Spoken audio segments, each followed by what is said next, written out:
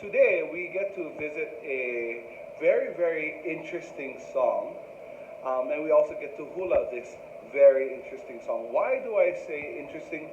Well, if you never really knew about the famous song known as Lepe Ula Ula, um, I guess it's one of those situations where if you never know, you never know.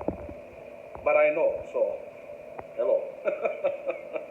um, Lepe Ula Ula, a very famous song amongst the Paniolo, a very famous song in the Kihowalu realm, and just an all-around household song that has become a favorite in any Hawaiian household, and not just Hawaiian households.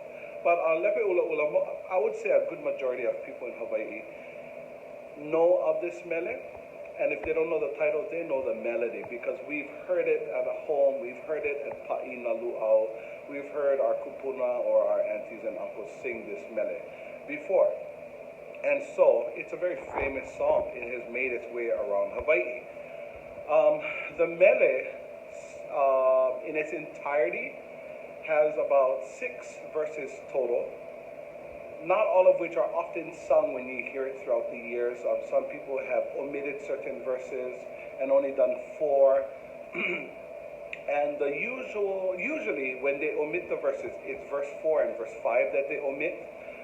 It can be for a couple of reasons. Number one, because of the manao and the mo'olelo that goes into the song and what the song is talking about, or because of the length of the song. Who's to say, yeah?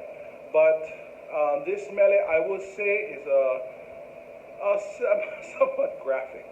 Graphic in terms of lovemaking. Now, I must say that in the old days of Hawaii, when Hawaiian people would compose mele, we weren't ashamed of anything that we would include into our text because when we would write our mele, we would write of love. We would write of the land, of the elements, our love for the land, of the elements. We would write for love with people. We would even go as far as writing sexual happenings in conjunction with two lovers or two young lovers or a couple.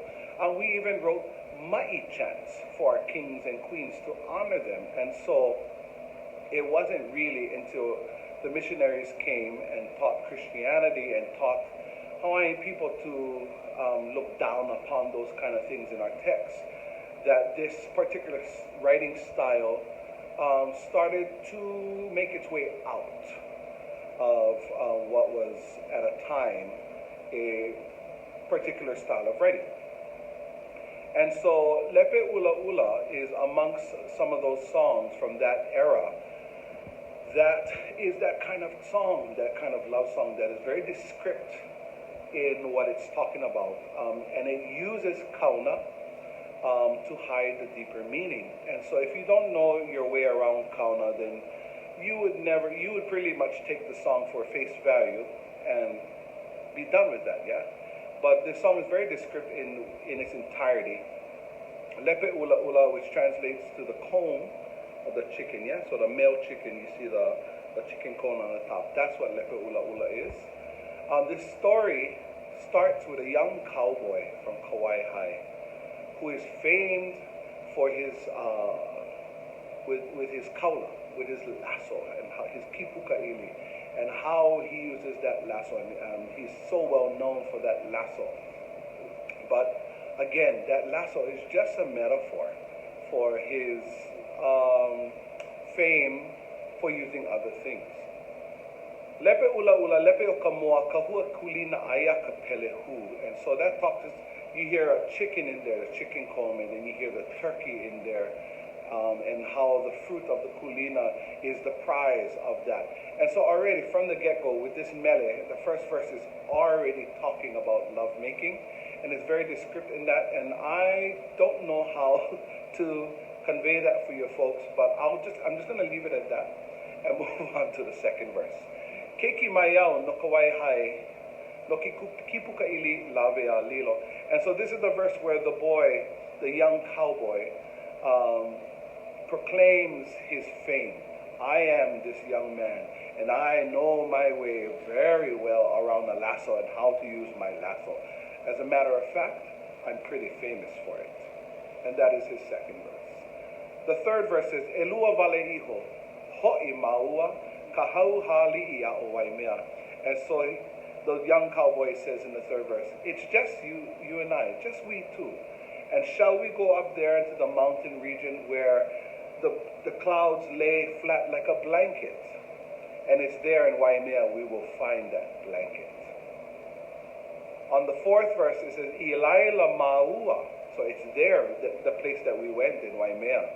Kukuni e kahau, kope e kaio, kupukuku e kapapa niho. And so this fourth verse is very, very descriptive in the lovemaking and how this young cowboy prefers to make love. And so in our hula, as we start to do the motions for this fourth verse, I want you to keep in mind the motions that are used in the fourth verse. And that will help you to paint a better picture of what's going on in that fourth verse. The fifth verse is Mai no oe a ho'opoina, and it's so funny because the boy is saying now that we have made love and now that we have done and set out what we have set out to do, you will never, ever forget who I am. Mai no oe a ho'opoina. I kalawe ha'aheo a ke kipuka ili, for I will always be that young cowboy, famous for that, his way around the lasso. And then our last verse, Haina. Haina ia mai ana kapuana. So is the story. Tells the story. Lepe ula ula lepe o kamoa. For that chicken comb of the, well, let's leave that one to your imagination too. But that is our mele today. Lepe ula ula. I hope you enjoy this lovely, lovely mele. And let's dive right into the hula.